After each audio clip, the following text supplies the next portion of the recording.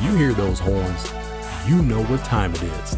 It's time to play some toss. Welcome everyone to episode 29 of the Tristain on Sports Show Toss. It is in fact your main man, T-Squared, Tristain Thomas here with you. Thank you so much for joining us. So glad you are here.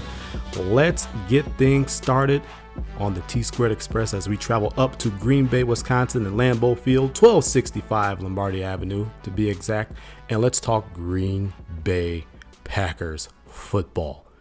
They're coming off a huge win this past Sunday against the Seattle Seahawks, who were at that point in time number 2, if the playoffs were to start, in the NFC. They are no longer number 2 in the NFC because they got absolutely worked 38-10 by the Green Bay Packers. Now, at the point in time, someone asked me, there were 6 games remaining on the schedule. And they asked me, hey, do you think that the Packers are done? And I said, yes. I said, yes. With those 6 games, looking at that remaining schedule, I said I see 2 wins remaining on that schedule as they are playing right now. The way they're playing right now, there's 2 wins left on that schedule. I said the Texans and I said the Bears. Well, they got that win against the Texans, but they also got the win against the Eagles the week before that.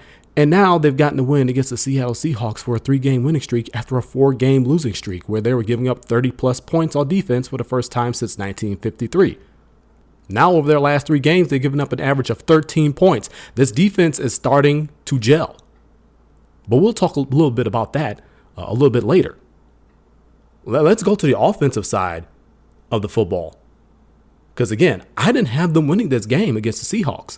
The way the Seahawks had played, the way they were getting after it defensively, and yes, they were missing Earl Thomas, and for some people, for some reason, they're saying that that was the reason why the Packers won. Stop it. Just stop it. You need your football card pulled from you.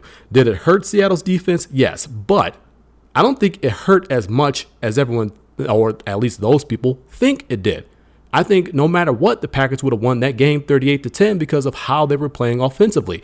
Aaron Rodgers has his accuracy back. That was something that had been missing for the past year and a half. That accuracy has been on point. And remember, he's doing this on a bad hamstring and now a bad calf, which he injured early on in that game against the Seahawks. So now you have to manage both a hamstring and a calf injury. Now, I'm a little bit less concerned about the calf injury because he's dealt with that before. Damn near willed the team into the playoffs. I don't want to bring up 2014, but he did have that calf injury. It wasn't his fault that the Packers collapsed. But they've managed this injury before, and I think he'll be okay. I know it's going to be frigid. It's going to be cold temperatures, no matter where they play, whether the game was at Lambeau, whether the game is at Soldier Field. They're both outdoor venues. Ooh, the Packers play the Bears this Sunday. They're both outdoor venues. No matter what, it's going to be cold. They're going to have to find a way to keep both that hamstring and that calf warmed up so it doesn't get cold and tighten up and seize up and really rob Rodgers more of his mobility. But I think they'll be able to manage it, and I think he'll find a way through it. But his accuracy is back.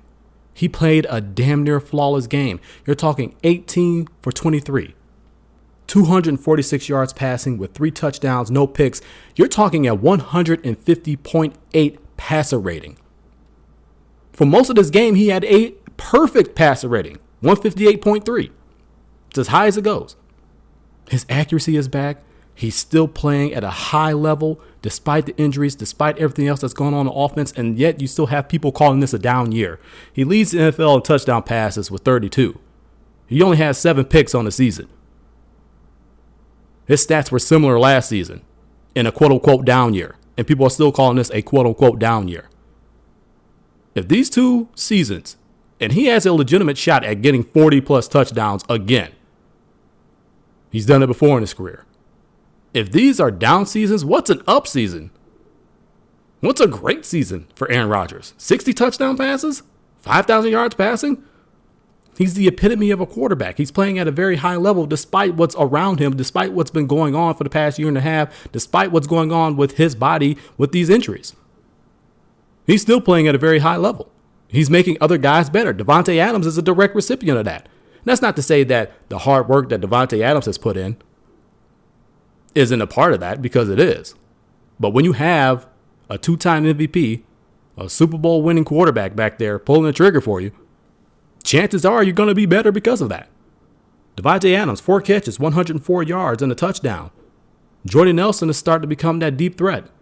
He's not burning by anybody, but he's starting to get a little bit loose. He's starting to get that release down the field. 6 catches, 41 yards. That's not wowing anyone, but 2 touchdown receptions. And the fact that he started to get free release, he started to get just enough speed to get underneath those footballs down the field, that's huge. That is absolutely huge for this offense. Now, they need a running game to complement that. And they got a bit of one. Now, they only had 30 carries for 93 yards. Again, that's not wowing anyone. But sometimes it's not so much about the production in yardage. It's more about the attempts to keep that defense honest. So you can start doing play action. You can start getting those deep shots down the field. You have to have at least the threat of the run. You can't give up on it. And I think that's really what Mike McCarthy has done this season is he's really kind of abandoned the run. And in some cases, he had no choice but to do that because they were down big. When you talk about that 4-game losing streak.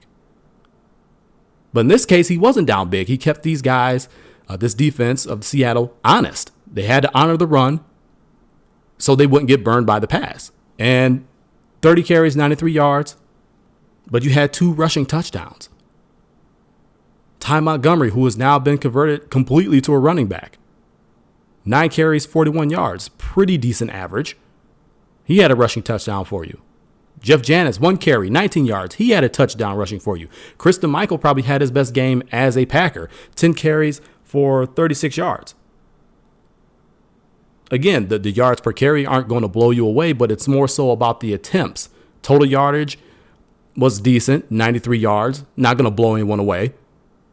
Still not going to say they have a consistent running game, but I think they're getting a little bit better at getting the attempts and starting to get a little bit better yard per carry, so the defense has to honor that run so they don't get burned by the pass. But you're going to get burned by it anyway because Rodgers and those receivers are really playing at a high level right now. So you have to like what you see on the offensive end for the Green Bay Packers. They're trending in the right direction. They're very, very much so trending in the right direction. To go through a very good Seattle defense like you did, like that at that level, is impressive. I don't give a damn who was missing. There's always haters in the crowd that say, oh, well, you guys won because they were missing someone. They didn't do this. They didn't do that. Sometimes you just have to give a team credit. This is one of those cases. Just give the Green Bay Packers their damn credit. Give credit where credit is due. Stop being a damn hater. They went in there with a solid game plan. They executed that game plan flawlessly, damn near. And they came out with a huge win because of that. Don't say, oh, Seattle didn't play well. Well, no kidding. But you have to give credit to the Packers for forcing them into not playing very well. It just frustrates the hell out of me when people won't give a team credit. It's always the other team played horribly. Well, it's what that team did to make that other team play horribly. You just got to give these guys credit. You have to give them credit. On the defensive side, what can you say about the defensive side for the Green Bay Packers? That's about as flawless of a game as you could play. That's exactly what you want out of a Dom Capers defense. You want turnovers. I went through the hallmarks of a Dom Capers defense before. People were still trying to get at me when I said Demarius Randall was a huge piece coming back to this defense and they were going to play better when he got here. You're talking about 5 interceptions the Green Bay Packers got off of Russell Wilson. 5. Not 5 in 5 games. Not 1 per game. No, that was 5 in 1 game. Historically, this defense has been able to rough up and pick off Russell Wilson. 4 in that 2014 NFC Championship game. Again, it's still a game I can't watch. It's still an open wound even after these few years. Can't watch it. Don't really like talking about it, but that's what happened. 4 picks off of them then. You get 5 of them in this game. You get 21 points off of them as a result of that. Demarius Randall being back in this defense, being back in that secondary makes a huge difference. Another guy who's stepping up his play is Ladarius Gunter. a guy who was getting burned early on this season, who was getting burned in that 4-game losing streak when they gave up 30-plus points every single game. He's starting to pick up his play a little bit more. I thought he did some good things out there on Sunday, but Demarius Randall is the huge piece that really made this defense take off. It's no coincidence that when he came back, this defense started playing better. You don't believe me? Go back and check the tape. And you had people swearing up and down, he makes no difference. He was getting burned early in the season. You're talking game 1. This is game 13 now. Things change. He missed a big chunk of time. He's come back, and he's been playing at a very high level. And he's made a difference because he's allowed Dom Capers to go back to that blitzing kind of defense that he wanted to go to. And that's not to say that Dom Capers blitzes all the time, because he doesn't. But one of his hallmarks is a very good blitzing team. When he has guys back in that secondary that can play the pass, he could take a chance on the blitz.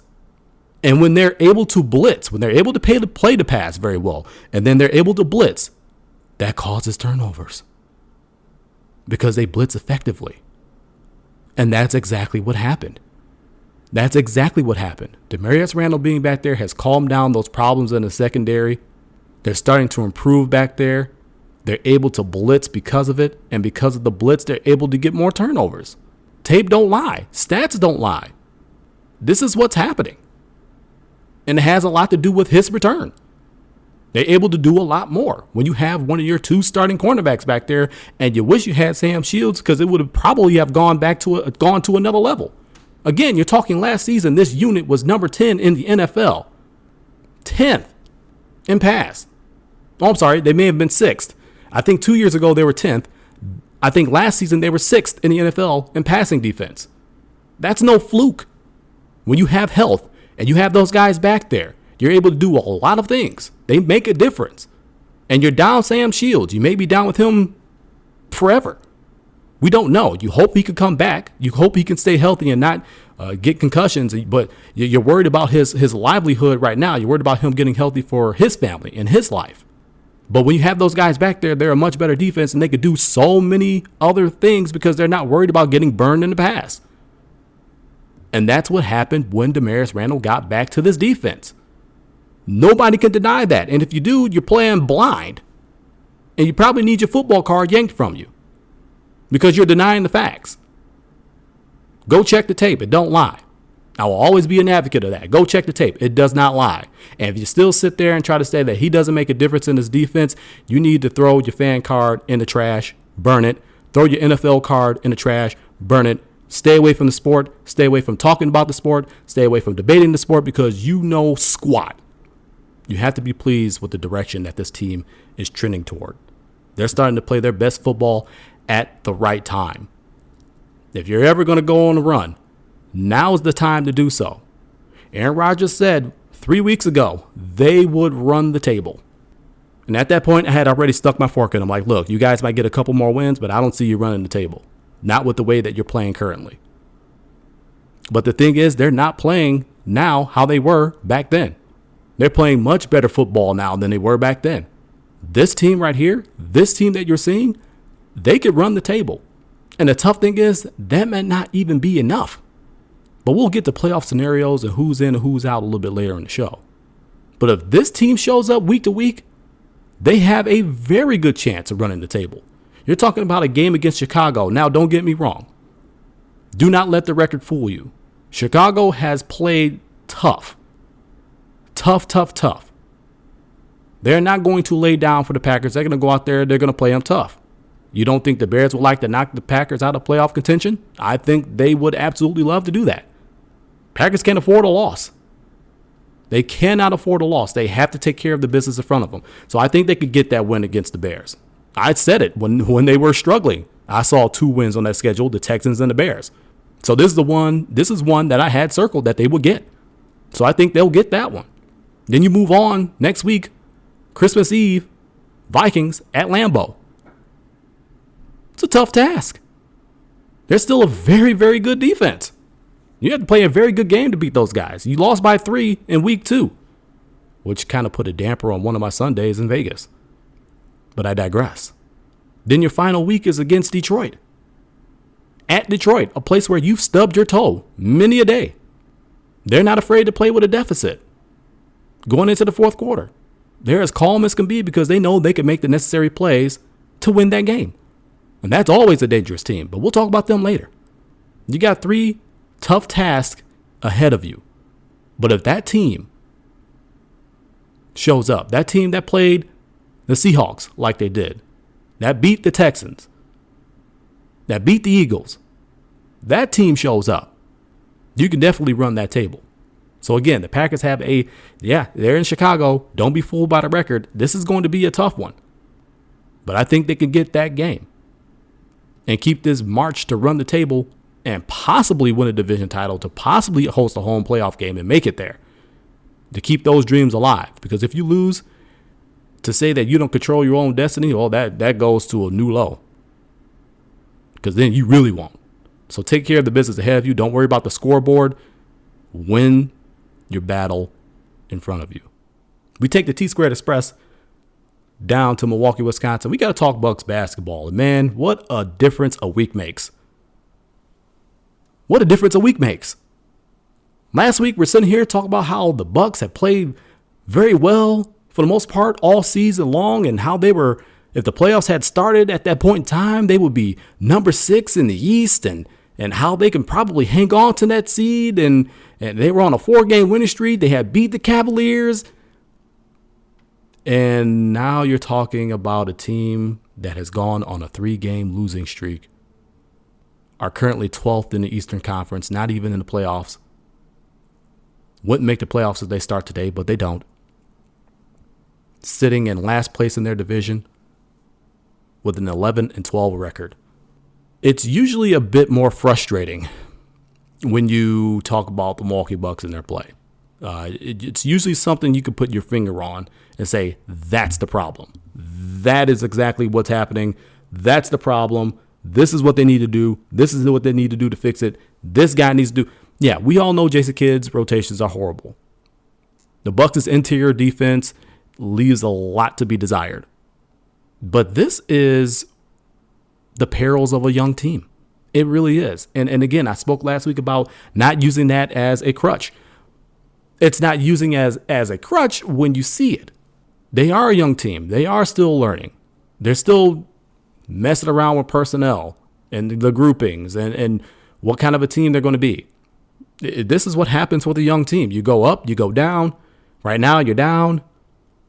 You're trying to find some sort of consistency. But it's frustrating to watch. I mean, that game against Toronto, which was the last game that they played, to go out and just get blown out from the start and not even seem very competitive, except for that third quarter where Giannis and Jabari really went on a tear and for the most part almost brought that team. I won't say they almost brought them back, but they definitely cut that deficit. They ended up losing by 20 plus points. But to see those two guys take over for a quarter and to do that kind of damage, it really encourages you and lets you know that you're going to have nights like this, especially with the young team. They're still learning how to play with each other. But these two guys are good. And they're starting to get it at the same time. Which brings me to my next point. What in the hell is people's problem? Not everyone, but some people's problem with Jabari Parker. What exactly is your problem with Jabari Parker? He's averaging damn near 20 and 6. He's at 19.4 points per game. He's at 5.6 rebounds per game. He's shooting 47% from the field. He's shooting 35% from 3, which is pretty decent. Which is something we all have been waiting to see him do. Take the 3 with more confidence. And I said it last week right here on Toss. He's taking the 3 with a lot more confidence this season. And he's making more than, and I said this exact same thing about Giannis. Giannis is taking the 3 with more confidence, but Jabari is making it at a higher clip than Giannis is. So what's the problem? You're getting 19 and 5 from essentially a second-year player, because that's what he is. He played 18 games his rookie year, comes back his second year, gets held out for the early part of the season, then he comes back. They wanted to give him more recovery time, and rightfully so. plays fantastic basketball down the stretch. I mean, there was a couple of months there where he was probably the best player on the team, which was his first full season. And now, in his third NBA year, but his second full season, he's giving you damn near 20-6. What is people's problem with that? Why are they not saying this guy is any good? Why are they saying he's no good? Why are they saying he's raw? I've actually heard people say he's raw. Is he developing? Yes. Have you seen his game evolve? Yes. It's still evolving. It's still growing. But to say he's raw, they need to turn their basketball cards in right along with their football cards and burn them and stay away from this sport too. Because they don't know what the hell they're talking about. There's a huge Thon McCure is raw. We saw that in the Toronto Raptors game. Body development needs to be had. He knows this. His defensive game needs to be developed. He knows this.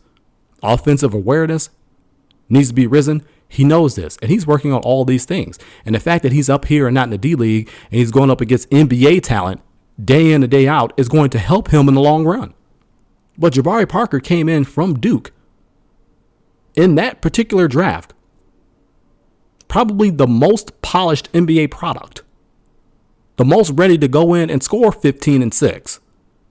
And he showed that for the short time that he was there in his rookie season. Then he comes back his second year and he gives you just about that. And now this year he's almost giving you 20-6 and he's raw and there's something wrong with him and he's not playing at a caliber. You can't compare everybody to Giannis. Giannis is a special talent. He's on a level of his own. Like I said last week right here on Toss. His potential is only capped by his imagination. Wherever he wants to go with his career, whatever he wants to do, whatever type of player he wants to be, he can be that. The only thing stopping him is him. But why so down on Jabari Parker? I don't get it. He's good right now. He's trending upward. He's on the rise. There's an article on USA Today discussing just that and said those exact words, which I said just last night on Home Court Sports. He is on the rise. He's good now. You don't just luck into 19-5. You don't luck into those stats in the NBA. You have to be good in order to do that. And in his second full season, he's getting you 19-5, closer to 20-6. And you actually have people out there complaining, oh, if only Jabari was that guy, was that player. Are you kidding me? What are you watching? What are you watching? And if you are watching, apparently you know nothing about the game. Do you know how many teams would love to have Jabari Parker? Do you know how many teams would love to have a guy who's in his second full season? I get it. It's his third NBA season. But like we said, he was injured his first one. This is his second full season. So in the second full season, he's almost giving the team 20-6. Do you know how many teams would love to have a young talent doing that right now, 21 years old, giving you 20-6 in his second full season? This is what kills me. Well, you're talking sports with some people because you run across a lot of people who are reactionary. You run across a lot of people who go by hearsay. You go across a lot of people who just look at the games on the surface and don't dig into it. Maybe they don't really take it for what's on the surface. Maybe they just take it and, oh, well, yeah, if he was that guy. What are you talking about? What kind of basketball have you been watching all your life? What team wouldn't take 20-6 from a 21-year-old in his second full season in the NBA? How is that not any good?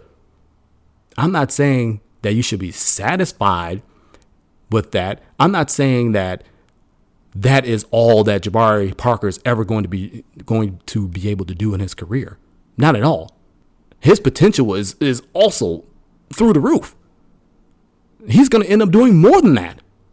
But we're talking right now to say that he is no good, to say that he's not good enough, to say he's not quite there, to say that he's not quite that number two. He's not quite that one piece that we need. What in the hell is wrong with you? I just don't understand it. I don't understand what type of basketball you're watching. Jabari Parker is trending upward. This is a guy who I want on my team for many years to come. I want to see him and Giannis go and run the East.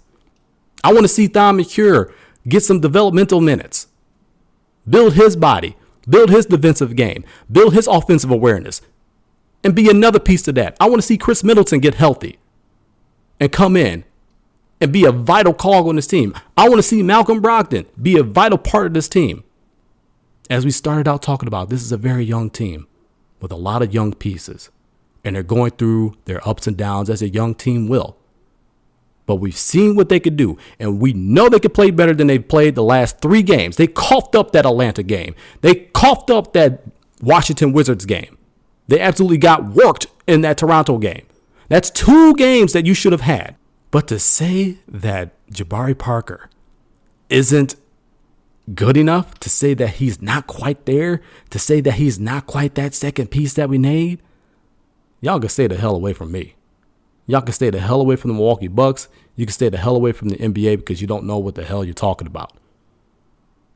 He is every bit of good. Is he a bit in Giannis' shadow? Yes. Because Giannis is a superstar that could do so many things, and you don't get players that are on his level very often, much less in Milwaukee.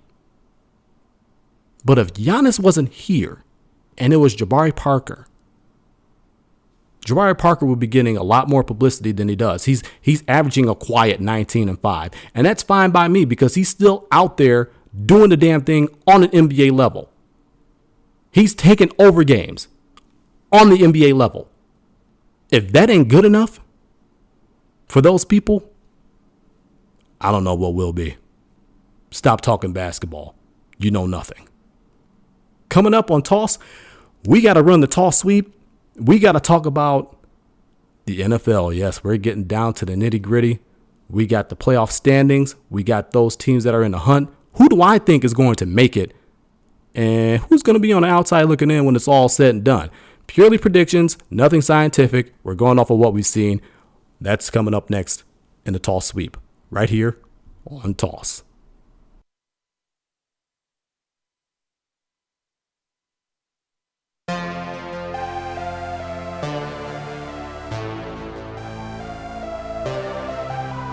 Home Court Sports is your place for life, music, and sports. Great Bucks coverage, great Bucks talk. Hey, it's a place where we like to argue. So join Professor P, Lamont, and yours truly, Wednesdays, 7 to 9 p.m. Central Time, only on blogtalkradio.com. Welcome back to Toss, everybody. It's your friendly neighborhood T-Square Tristan Thomas. Thanks for hanging out with us. And before we go any further, I'm going to take this moment to say rest in peace to Craig Sager, the longtime broadcaster for Turner Sports, passed away today, lost his fight with cancer. He battled it valiantly. My heart hurts over this. Anyone who knows me, and all of you who have listened to Toss before knows that I lost my dad to cancer. I lost my childhood best friend to cancer. I lost 4 aunts and uncles to cancer. And my father-in-law is currently battling leukemia. To say I hate this disease would be an understatement. I hate it with a burning passion that burns deep within my soul. And it continues to take great people off of the face of this earth, which is a place that we need more great people.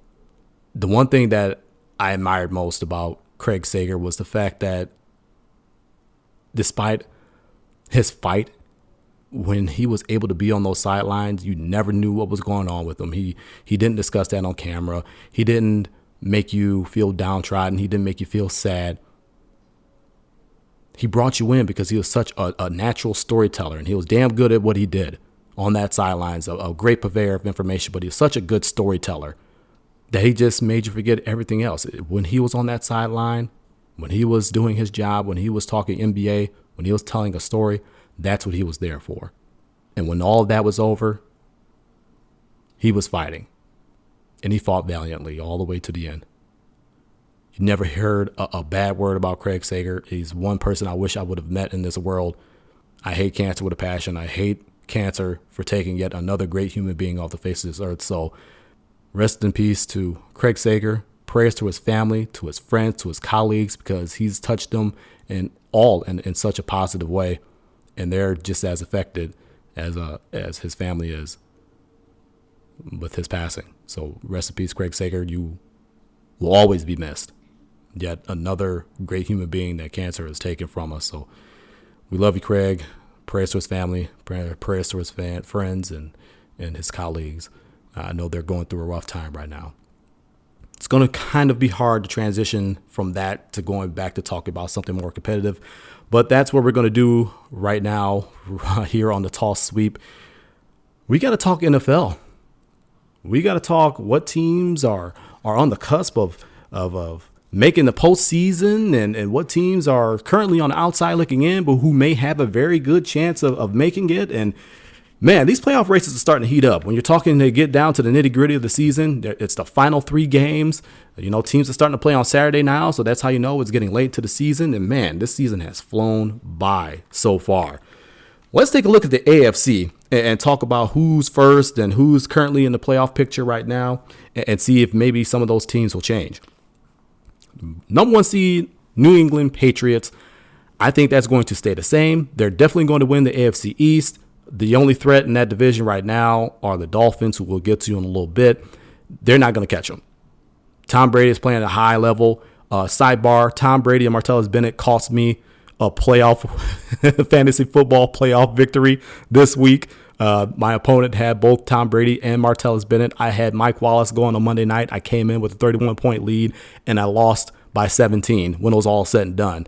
So, yeah, they cost me a playoff game. So thanks a lot, guys. I appreciate that. But they're number 1. They're not going anywhere. Nobody's going to bump them out of that spot. They're going to stay number 1. I don't see the season bottoming out for those guys to where they lose 3 games. It's just not going to happen. They're definitely going to keep the number 1 seed.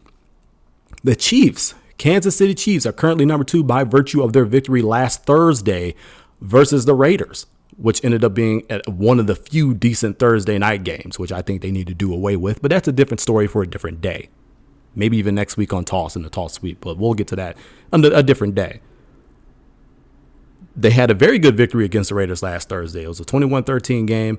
Very cold in Arrowhead, the loudest stadium and everywhere, probably in the nation. But I think that's going to change because their division is extremely competitive. I think the AFC West has a legit shot at getting 3 teams in. So I think that standing with them being number 2 is probably going to flip-flop between themselves and the Raiders, but we'll get to the Raiders in a second. The Steelers currently sit at the number 3 seed. They've got a battle in their own division with the Ravens, who lost Monday night to the Patriots. Steelers 8-5, Ravens 7-6.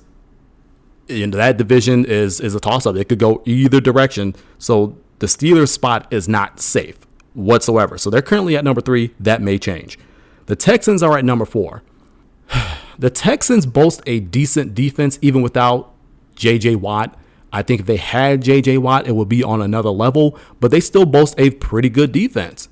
It's their offense that gets them into trouble. Brock Osweiler essentially this season has stolen $72 million. He has not shown anybody why he's worth $72 million. If anything, he's making John Elway look like a genius for letting him walk. $72 million for that kind of quarterback play, he has not been great all season. He's hampering Hopkins's, I can't even speak English anymore. DeAndre Hopkins' ceiling, his talent, his ability. He's hampering Will Fuller, the speedy rookie out of Notre Dame. He's hampering him. Lamar Miller is still running at a very high level despite all of this because they have a pretty decent offensive line. But when you have Brock Osweiler at quarterback, who's just not been good, it's going to hamper your offense as a whole. They have a fight on their hands within their own division, the AFC South, with the Titans and with the Colts, who are still within earshot of those guys. So their spot is definitely not safe, especially if Brock Osweiler continues to play the way that he is. They're 7-6. The division is probably going to be won at 8-8, more than likely, maybe, possibly. Who knows? But I think that spot may change. Number 5 is the Raiders. I say their spot they're going to make the playoffs. I don't think there's any doubt about it. The Raiders will make the playoffs, but their number 5 spot may change because, again, they're in the AFC West. They're fighting for that top spot with the Kansas City Chiefs and the Broncos, who actually are number 6. That division is going to be so tough. It's going to be tough coming down the stretch. Somebody's going to win it, and they're going to more than likely get that number 2 seed, because I don't foresee the Steelers winning out. They may win out, but I don't know. The Texans are definitely not going to go and jump up to get that number 2 seed. So I think the number 2 seed is going to be coming out of the AFC West, whether it's the Chiefs or whether it's the Raiders. The Broncos, I don't think will jump up that high. Their spot is not even solidified at number 6. It's still a question for me whether or not they'll even make the playoffs. I mean, they'll give you all the defense that you want. They have a top-flight passing defense. Their rushing defense has suffered a little bit this season. They haven't been quite as stout. But their passing defense is still the elite of the elite, and that's always going to give them a shot. Can Trevor Siemian be that guy who is able to carry them? Because they virtually have no running game. Without C.J. Anderson in that backfield, they have no running game. None. So can Trevor Siemian be that guy? He had a pretty good game this past week. Actually got Demaryius Thomas and Emmanuel Sanders over 100 yards apiece for a change. But can he be that guy that carries them? That's a big question mark. I don't know.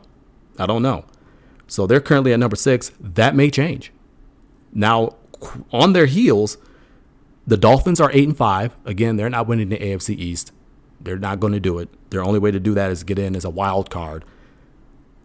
They've been playing much better. Their defense has gotten much better. They have a stout run game led by Jay Ajayi, who, sidebar, I actually drafted in fantasy. I drafted him. I didn't pick him up. I actually drafted him, and he's paid dividends. The entire league laughed at me when I drafted him, but I said, look, he is one Arian Foster hit away from being the starter and doing big things, and guess what happened? Arian Foster goes down, ends up retiring.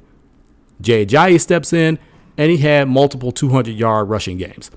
Yeah, but I don't know what I'm doing. I only won 6 championships in 16 years of playing fantasy football, but whatever. So they have a very good running game with Jay Ajayi. Tannehill not being back there is going to hurt you. It was feared that he had an ACL tear. He does not. It's an ACL, MCL sprain. He's definitely going to miss this week, which is really detrimental to your team. You need all hands on deck in order to get it. They have Matt Moore. He's a capable backup. But I think Tannehill was playing some of the best quarterback so far in his young career. Not blowing you away with stats, but just the things that he was doing in order to get his team in position to win games has been pretty outstanding. So they sit there at 8-5. They have a great shot of getting in, possibly to that 6th spot, because I'm not completely sold on the Broncos. Again, we spoke about the Ravens a little bit. Their best chance to get in is if the Broncos collapse, the Dolphins collapse, or they win the division. They're sitting at 7-6. Again, the Steelers are 8-5. They still have a shot at winning the AFC North. It's going to be tough sledding for those guys, though. They're going to have to win out. They're going to take care of business in front of them, but they're sitting at 7-6. They have a legitimate shot. The Titans' best shot of getting in is to win the AFC South, and they have a shot at doing that. They're currently tied with the Texans at 7-6, but they're in second place. They have a shot. They have a very good running game with DeMarco Murray, the rookie Derrick Henry behind him. Marcus Mariota had one of the great stretches of football being played by a quarterback in the NFL this season, where he was just ripping them both passing and running. I think he's getting a lot more comfortable with the NFL game. They definitely have a shot at the division, but they will not make it as a wild card. But they're definitely a threat to make it to the playoffs. And then you have the Colts. The Colts are 6-7. They have a shot too, because they're still within earshot of the Texans in the AFC South. And that's why I call the AFC South the AFC Soft. It is one of the worst divisions in all of football, point blank period. So they have a shot at that still, even at 6-7. I'm not sold on the Texans. The Titans haven't really won at a high level in a long time. So that division is wide open. So there's definitely something to keep your eyes on. But those two teams will not make it. Or the Texans, if they happen to fall out of the division lead, they will not make it as a wild card whatsoever. Their best shot is winning the AFC South to make it to the playoffs, because they're only getting one team in. They're not getting two. It's going to be one.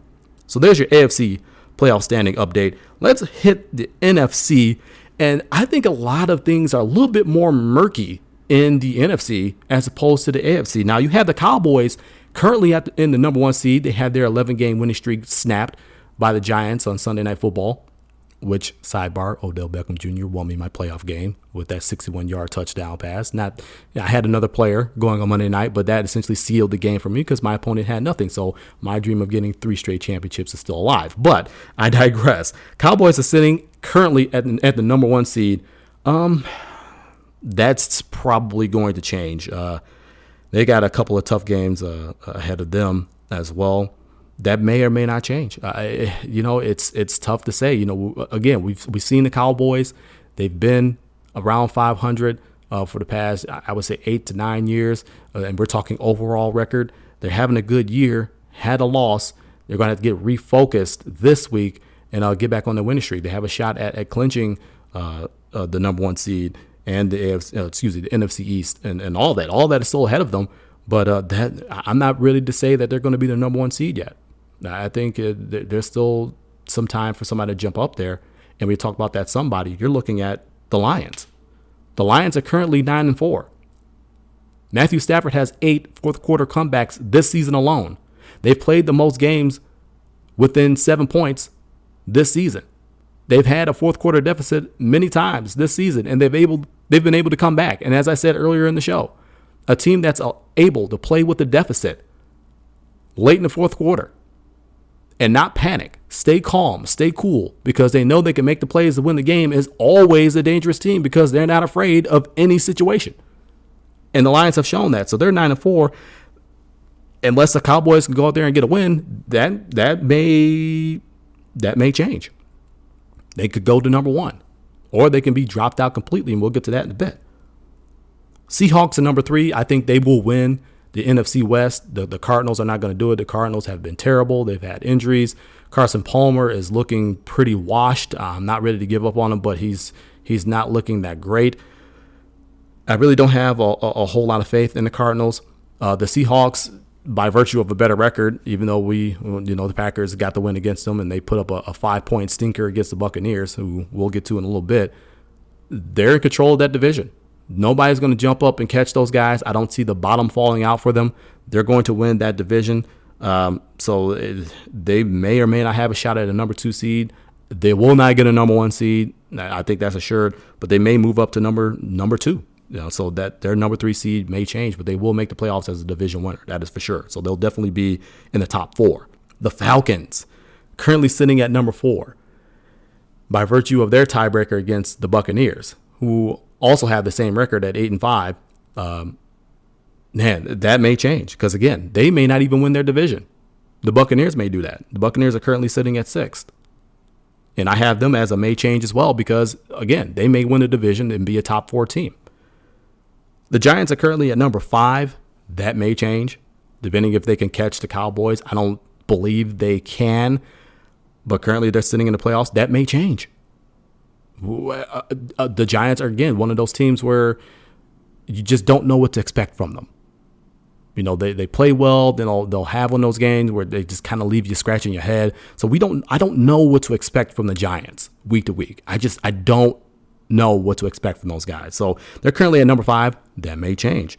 Then you go to the teams that are in the hunt. Washington is at 7-5-1. Maybe they can get in there. Maybe they can slip in, ahead of the Giants, or maybe even the Buccaneers, who sit at number 6, and they have a huge Sunday night game against the Cowboys. The Vikings are 7-6. Their best shot of getting in, because I don't foresee any of those teams collapsing. It may happen, who knows, but I don't foresee them collapsing. And we're talking teams in the wild card position. They have a turnstile for an offensive line. Adrian Peterson is supposed to be back fairly soon, but even when they had him earlier this season, that line was not able to open up any holes and get him any running lanes. So I don't know if that will make much of a difference, especially when you're not able to protect Sam Bradford because of that offensive line. That offensive line is in absolute shambles. So I don't really have that much faith in them. I have a lot of faith in their defense, but what are you going to get from your team offensively? I don't know about that one. And then you have the Green Bay Packers sitting there also at 7-6. Their best shot to make it is winning the division. They'll have to win out, and even then, that may not be enough. They have a legitimate shot, but that may not be enough. So they're sitting at 7-6, but you got to feel good about what you've seen from those guys. You got to feel good about how they've played over the last 3 weeks after that awful 4-game stretch. they could continue that and win all of their games, maybe get some help from one team, hang an L on the Lions, and if the Packers continue to take care of business, it'll all come down to that final week. Packers-Lions in Detroit for the division. It's pretty much a playoff game.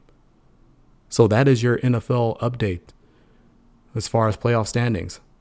This is a fun time of the year where it's get down to the nitty-gritty, and you see a lot of these teams who are on the outs right now playing with a lot of desperation. I think that's one thing we're seeing out of the Green Bay Packers. It's a fun time of the year. Enjoy the football games this weekend. Enjoy this final push late in the season. I love seeing teams play with desperation. They play a lot harder, a lot more physical. Season's on the line. It's nothing better than that. Now, I wish the Packers were in that position, I guess. I wish we were in a position where we were in the number 1 seed and decided what players we could rest, but we're not. But it makes for more intriguing football. So enjoy the games, man. We're getting close to the end. Is this marathon as the season has now come down to the final 3-game sprint, and we're getting close to postseason. It's favorite time of the year. And that's your Toss Sweep, and this is Toss.